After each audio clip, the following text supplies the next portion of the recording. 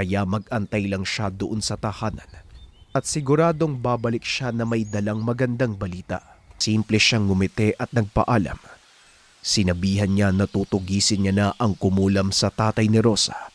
Kaya mag-antay lang siya doon sa tahanan at siguradong babalik siya na may dalang magandang balita. Hindi naman na nagsalita pa ang dalaga. Ngumiti lang ito habang tumatango. Nang makarating sa Tagbilaran, binulong ng gabay niya kung saan matatagpuan ang bahay ng mangkukulam. May ilang kabahayan ngunit magkakalayo. Isang napakalawak na taniman ng palay, mais at iba't ibang klase ng gulay. Binaybay ni Ben ang pilapil hanggang sa nakakita siya ng bahay sa dulo ng pilapil. Dito na naramdaman kaagad ni Ben ang kakaibang presensya sa buong paligid. Nang sandaling ito ay takip silim na, nagmasid siya doon sa tahanan. Habang papalapit siya ay pinagmamasdan niya kung may tao ba sa lugar. Nang tuluyan siyang makalapit ay bigla na lang bumukas ang bintana. May sumilip na tao. Nanlilisik ang mga mata habang nakatitig kay Ben. Natitiyak ng binata na ito ang taong kumulam sa pasyente.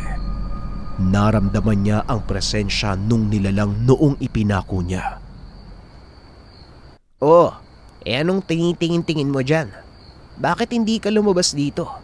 Tignan natin kung meron kang ibubuga. At saka, teka nga, ikaw ba yung manliligaw ni Rosa? Kaya naman pala eh. Napakapangit mo. Sino ba namang magkakagusto sa'yo? Saka, anong sinasabi mong Fernan? Di ba Estoy yung pangalan mo? Pangalan mo pa lang ang baho ni. Ang pangit mo pa. Nakakadiri. Panglalait ni Ben doon sa lalaki. Sinasadya niyang galitin ito. Isa ito sa mga pamamaraan ni Ben upang mabilis na matalo ang kanyang mga kalaban. Lumabas na ng tahanan ang lalaki. Galit na galit ang mukha nito. Bumubuka ang bibig hanggang sa biglang hindi makagalaw si Ben. Napadaing ang binata. Tila may tumama sa kanyang dibdib na malakas na bagay. Kung gaano kasakit yung sinabi mo, ganun din ang sakit na mararamdaman mo. Talagang ang lakas ng loob mong kutong lupa ka. Pumunta ka pa dito sa lugar ko. Wika ng mangkukulam. Aray. Oh, ang sakit nga. Medyo tinablan ako ng kaunti. Makaunat nga muna ng kamay.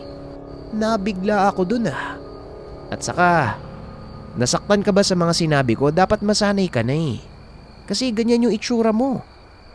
Wika ni Ben. At dito na mas nagalit ang mangkukulam. Nagkumpas ito ng kamay at may kung anong binato kay Ben. Maniwala man kayo sa hindi, napaatras si Ben sa sobrang lakas ng tigalpo. Napasuka ng dugo ang binata at napaluhod sa lupa. Dito na siya nilapitan ng mangkukulam. Ngunit ng mga sandaling ito, nag-uusal na pala ang binata habang hawak ang mutya ng kidlat. Nang makalapit ang mangkukulam, kaagad siyang bumuelo ng napakalakas na suntok at tinamaan ang muka ng mangkukulam, dahilan para tumilapon ito ng napakalayo. Sa sobrang lakas ng pagkakatama, kita sa mukha ng mangkukulam ang matinding pagdaing habang tumutulo ang dugo sa kanyang ilong.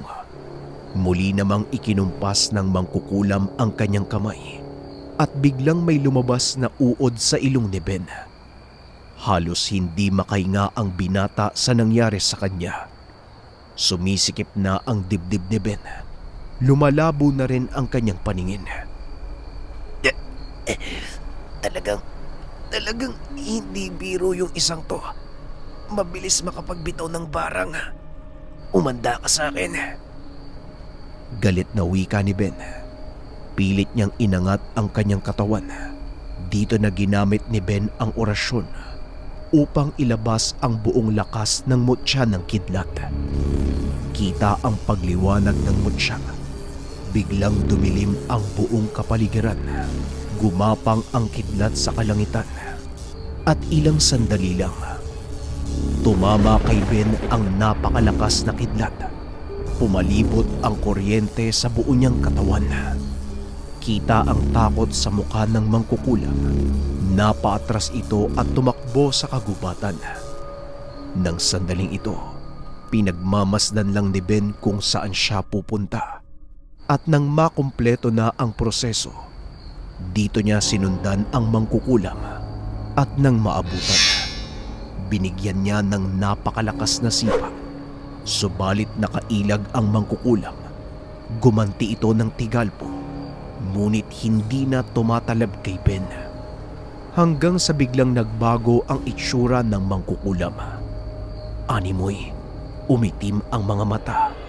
Unti-unting tumubo ang maliit na sungay sa noo. Isang demonyo. Magpasaganon pa man ay hindi natinag si Ben.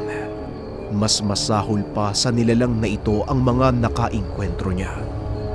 Nakipagpalitan ng pag-atake si Ben. Bawat pagtama, dinig niya ang pagyanig ng lugar. Sa bawat pagtama ng kanyang kamao, kasabay nito ang pagkidlat ng kalangitan. Ilang segundo silang naglaban. Halos hindi na masundan ng mata ang kanilang bilis. Kapwa napagod na ang dalawa. Isang napakalakas na suntok ang binitawan ng mangkukulam. Kasama pa dito ang isang tigalpo. Ngunit nakailag si Ben. Gumanti siya ng pag-atake hanggang sa napuruhan niya ang panga ng mangkukulam, dahilan para matumba ito sa lupa. Hindi niya na ito binigyan ng pagkakataon upang makabangon. Dinaganan niya ito. Paulit-ulit na pinagsusuntok ang muka. Matapos ng lahat ng iyon, tumayo si Ben. Sinipa niya ang mangkukulam kung buhay pa. Subalit hindi na ito gumagalaw. Wala na din ang mabigat na presensya na bumabalot sa buong paligid. Ibig sabihin lang, basag na ang kapangyarihan ng mangkukulam. Kaagad pinuntahan ni Ben ang tahanan nito at nakita niya ang mga nakatirik na kandila doon sa sahig. Pinatay niya ang mga kandila. Nagbitaw ng usal sa loob ng tahanan upang mawala ang sumpa. Kasabay ng lahat ng ito, nawala na din ang sumpa sa tatay ni Rosa. Matapos ng lahat, tumalikod na si Ben at umalis doon sa lugar. Nang makabalik siya sa tahanan, nakita niya ang tatay ni Rosa na maayos na ang kalagayan. Masigla na ang muka. Labis naman ang pagpapasalamat ni Rosa. Hindi napigilan ng dalaga na yakapin si Ben at halikan sa pisngi. Hindi nakagalaw ang binata. Para itong estatwang nakatayo habang nakatulala. Siguro naman, Ben, alam mong may gusto ko sa'yo, di ba? Hindi pa dahil sa magaling kang manggagamot pero mabuti kasi yung kalooban mo eh. Nga pala, maraming salamat sa pagpapagaling mo sa tatay ko ha. Wika ni Rosa. Hindi nakapagsalita si Ben. Nanatili itong nakatulala. Bumalik na lang siya sa ulirat nang bumitaw na ang dalaga. Napahawak siya sa kanyang pisngi at kita ang pamumula nito. Kaso nga lang, muli niyang narinig ang kanyang gabay. Alam niyang bumibuelo na ito ng pang-aasar. O sige, magsalita ka. Kulang pa ba yung nakita mo? Di ba yun naman yung gusto mo? Mang-aasar ka pa eh. Inunahan na kita para hindi ka na magsalita. Wika ni Ben sa kanyang gabay. Sa likod ng nakakatakot na kaganapan, nagkaroon ng malalim na ugnayan si Ben at Rosa. Ito din ay dahil na din sa paungulit ng kanyang gabay. Siya ang pinakamalaking dahilan kung bakit nagkatuluyan ang dalawa. Patuloy pa rin sa ginagawa ang binata na gampanan ang tungkulin sa mga tao. Ngunit kasama niya na rin si Rosa ng mga sandaling ito, maliban pa sa kanyang gabay. Namuhay sila ng payapa. Naging isang bantugan si Ben sa kanilang lugar. Marami siyang tinulungan na iba't ibang tao sa kanilang baryo, maging sa mga karatig baryo. At lahat ng ito ay kanyang nagampanan nang dahil sa mutya ng kidlat.